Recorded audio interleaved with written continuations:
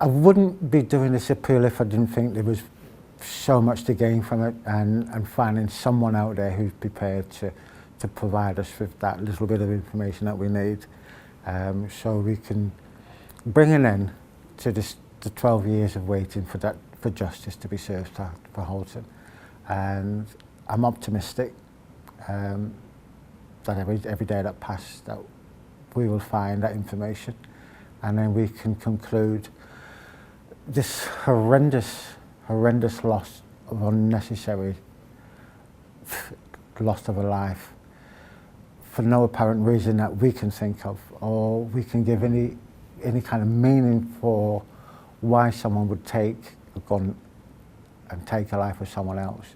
And over 12 years, they've not shown the remorse to come forward and to answer questions as to why.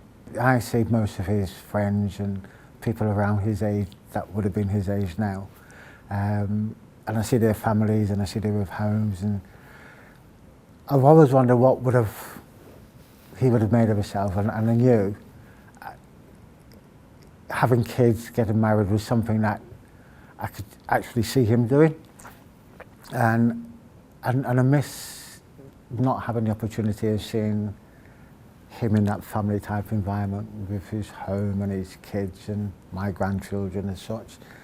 And it's one of those things that you do think about quite a lot. I think he would have made a fantastic parent. He had all the right values. He can share advice. He had plenty of love that he could share around. So he would have been an absolute great father and husband to someone. I know it's probably difficult for people to come forward with information because we live in a society now where people don't like to use the old term grassing on each other. But this is not someone stealing a toffee bar or someone having a cigarette at the back of the bar. This is the death of someone, a young person who had so much to live for. And I find it hard to believe that people could have information and hold it because they don't want to be seen to be grassing up on others.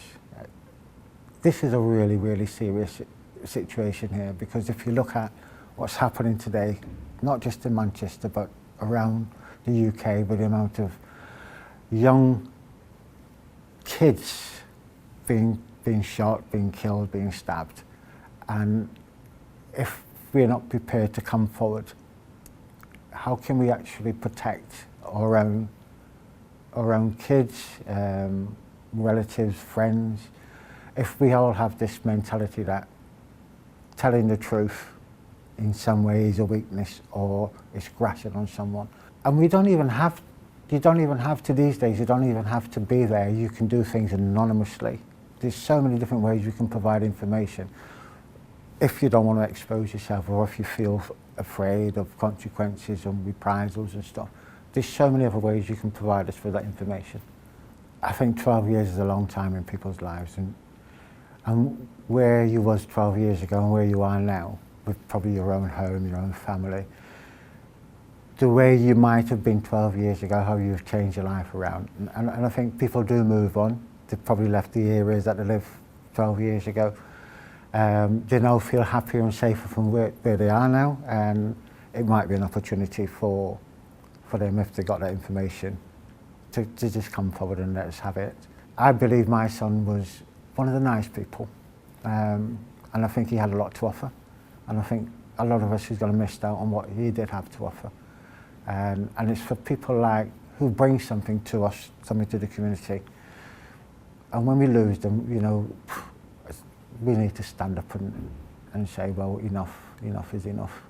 And if there's anyone out there who can actually help the process of bringing peace to people like myself who've lost loved ones, you know, I appeal to you to come forward and provide us with any information that you might have.